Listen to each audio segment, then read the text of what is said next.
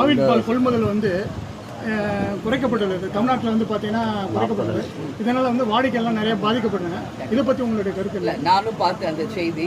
ஆவின் பால் உற்பத்தியே குறைஞ்சிருக்கு. அதுக்கு காரணம் கோடை காலம், இங்கே தண்ணி இல்லாத வறட்சி, அதனால ஒரு பாதிப்பு இருக்கிறதா ஒரு செய்தி வந்திருக்கு. பட் ஆவின் நிறுவனம் அப்படி இல்லை.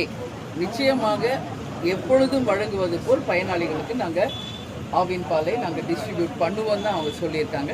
ஸோ பொறுத்திருந்து பார்ப்போம். ரெண்டு பக்கம் ரெண்டு கருத்து வந்திருக்கு. நிச்சயமாக ஆவின் பால் என்பது ரொம்ப ரொம்ப இம்பார்ட்டன்ட். பிறந்த குழந்தையிலிருந்து முதியவர்கள் வரைக்கும் பால் வந்து ரொம்ப ரொம்ப அத்தியாவசியமான ஒன்று. அதை அரசு கவனத்தில் கொண்டு தடை இல்லாமல் எல்லாருக்கும் விநியோகம் பண்ணணும். மேடம், திமுக கூட்டணி வந்து வைகோ எழுதியிருக்காங்க, அதை பற்றி உங்களுடைய கருத்து? அதை பற்றி எனக்கு எந்த கருத்து இல்லைங்க. அது அவங்க கிட்ட தான் நீங்கள் கேட்கணும்.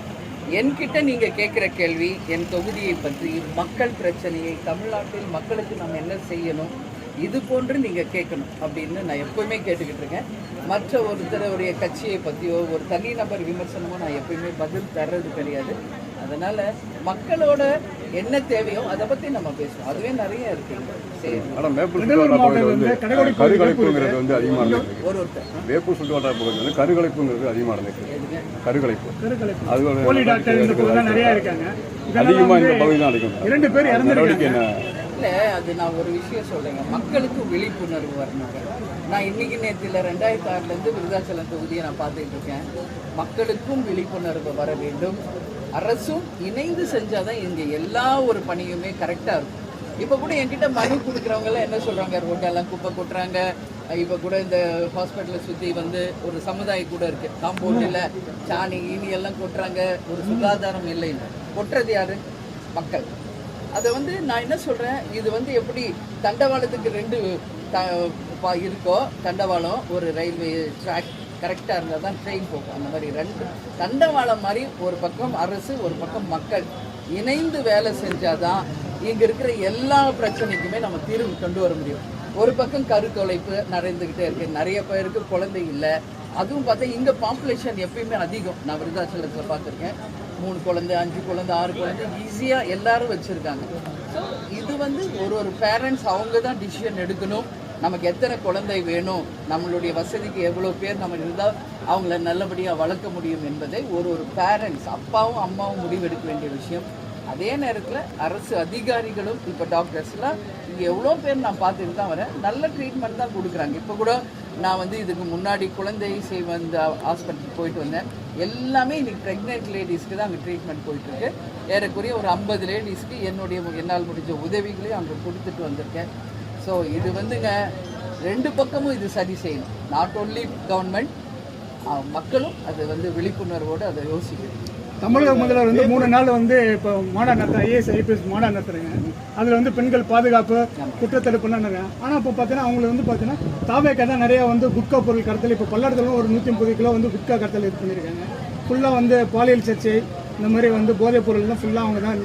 அதை பற்றி உங்களோட இல்லை, நேற்று IAS and IPS வந்து அழைச்சி முதல் முறையாக ஒரு மீட்டிங் நடத்தியிருக்கார் முதலமைச்சர். அதில் நிறைய விஷயம் அவங்க பேசியிருக்காங்க. அதில் முதலில் பெண்கள் மற்றும் குழந்தைகள் பாதுகாப்பு உறுதி செய்யணும்.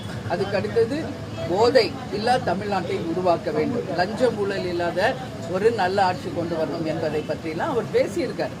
இது யார்கிட்ட பேசியிருக்காரு? ஒரு IAS IPS அவங்க வந்து சட்டம் ஒழுங்கையும் அட்மினிஸ்ட்ரேஷனில் இருக்கிறவங்க கிட்ட பேசியிருக்காரு. ஒரு முதல்வராக அவருடைய கருத்து வரவேற்கத்தக்கது. இதை தான் மக்களும் எதிர்பார்க்குறாங்க.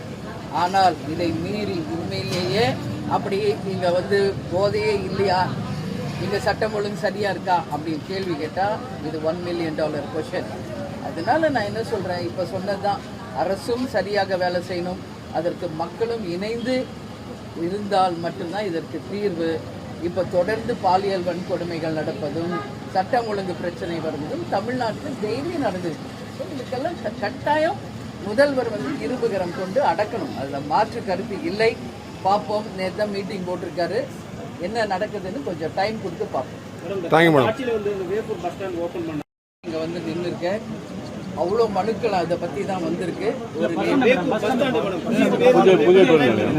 புதிய பேருந்து நிலையம், அதுதான் இல்லை, அதை பற்றி தான் நான் சொல்ல வரேன். ஆல்ரெடி ஒன்று கட்டியிருக்காங்க, கொஞ்சம் அவுட்டரில் போட்டதுனால யாரும் அதை பயன்படுத்தலை. இப்போ எக்ஸாக்ட் அந்த கார்னர்ல வந்து பேருந்து பஸ் ஸ்டாண்டும் சரிங்க, அந்த பஸ் ஸ்டாப்பும் சரிங்க, இங்க வந்து ரொம்ப ரொம்ப நெசசரியா இருக்கு. டாய்லெட் வசதி சுத்தமா இல்லைன்னு எல்லா பெண்கள் வந்து முறையிடுறாங்க. ஸோ இது எல்லாமே நம்ம சரி செய்யணும். ஏன்னா வேக்கூர் வந்து ஒரு மெயின் சென்டர் கூட்ரோட்ல பேருந்து அந்த பஸ் ஸ்டாப்பும் கழிவறை, நீங்க சொன்ன மாதிரி பஸ் பேருந்து நிலையமும் கட்டாயம் இங்க கொண்டு வரணும். கடைகள் ஏலம் மெயின்டெனன்ஸ் இல்ல. இப்போ ஒரு கவர்மெண்ட் கட்டி கொடுத்துட்றாங்க, மெயின்டைன் பண்றது யாரு? இப்போ கழிப்படை வசதி இல்லைன்றாங்க. நானும் எல்லா இடத்துலையும் பார்த்துட்டேன். கழிப்படை வசதி கட்டி கொடுத்தா அதை யார் மெயின்டைன் பண்ணணும்? மக்கள். பட் யாரும் மெயின்டைன் பண்றதா தெரியலையே. புரியுதுங்களா? கட்டி கொடுக்குறோம், அவங்க மெயின்டைனே பண்ணலன்னா என்ன பண்றது? இப்போ இல்ல நான் சொல்றேன், இருக்கிற இடத்துல நான் சொல்றேன், எங்க இல்லையோ கண்டிப்பாக கொண்டு வருவோம். ஆல்ரெடி இருக்கிறத மக்களே அவங்களும் உணர்ந்து நமக்கு தான் இது பண்ணியிருக்காங்கன்னு அவங்களும் மெயின்டைன் பண்ணணும். இப்போ ஆர்ஓ சிஸ்டம்ங்க, கேப்டன் இருந்த காலத்துலேருந்து எவ்வளவோ டேங்க் ஆர்ஓ சிஸ்டம் நம்மளே சொந்த செலவில் பண்ணோம். இப்போ அதோட நிலை என்னன்னா எதுவுமே வேலை பார்க்கல. காரணம் என்ன? அதில் ஏதோ சின்ன ரிப்பேர் வந்தால் கூட அப்படியே கடப்பில் போட்டுடுறாங்க. ஸோ சின்ன சின்ன விஷயங்கள் மக்களும் எடுத்து செஞ்சாதான் அவங்களுக்காக தான் அது பண்ணுறோம். அதனால நிச்சயம் இது வந்து சரி செய்யப்படும்.